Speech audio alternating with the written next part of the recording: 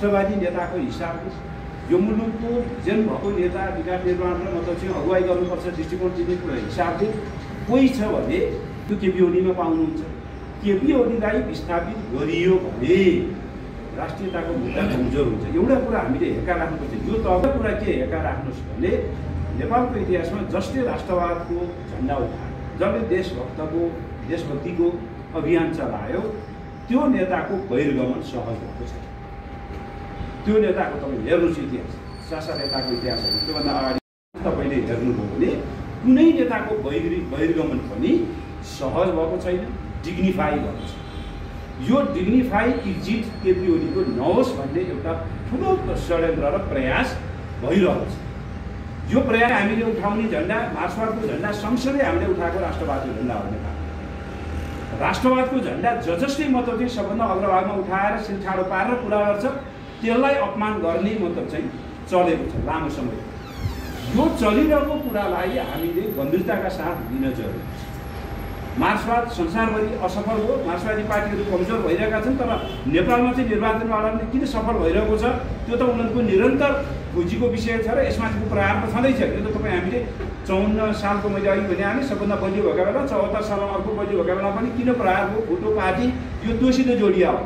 हामी विपक्षमा हुँदा पनि सत्ता पक्षमा हुँदा पनि एउटा ठाउँमा एउटा समस्या आउँछ, त्यसका विरुद्धमा नाराबाजी यो किन केन्द्रीकृत भइरहेको छ।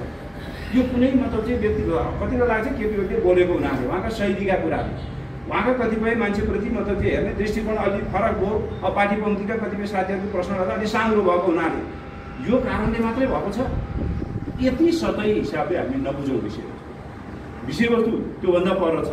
एकातर्फ तपाईँको चाहिँ केपी ओली बिनाको एमाले बनाउने अभियान, केपी ओली बिनाको एमाले हुँदा त त्यो हाम्रै हो भनेर साथीहरू बाहिर बसेर मुख मिठाइरहनु भएको छ, जो हिजो बाहिरिनु भएको छ। अनि सँगसँगै तपाईँको चाहिँ माओवादी प्रचण्ड अहिले नै उसले आज मात्रै पनि उसले बोल्यो, तपाईँले त्यसलाई हेर्नुभयो भने 84 अगाडि केपीजीसित म गर्दिनँ किनभने उहाँले धेरै धोका दिनु होइन त। मैले मतलब चाहिँ पाएको सूचनाका आधारमा उनीहरू यो खेतीमा लागिरहेका छन् केपी ओली बिनाको भन्नु।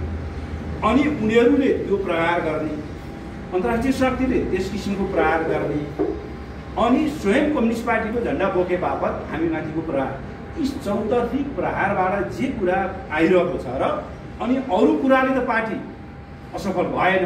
77मा धुलैमा पुर्याउँदा पनि उठेर यहाँ आइपुग्यो।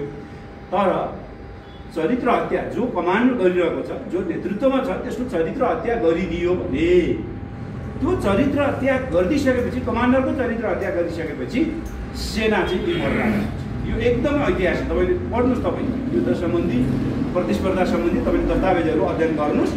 आज हामीमाथि भएको यो प्रहारलाई चाहिँ हामीले यो गम्भीरताका साथ यो तहमा आज जोसुकै केपी ओली ठाउँमा अर्को कोही थियो हाइटमा त्यस किसिमको भूमिकामा थियो भने पनि प्रहार। म फेरि यसमा केपी ओली एक्लै भएको हुनाले उहाँलाई मात्रै गरे भन्ने हिसाबले हो, जो भएको भए नि हुन्थ्यो। भलै शैलीगत हिसाबले उहाँको अलिक कडा प्रहार हुन्छ विपक्षीलाई, त्यस कारणले उनीहरू अलिक बढी रियाक्ट गरे होलान् भन्ने केही प्रतिशतको कुरा होला।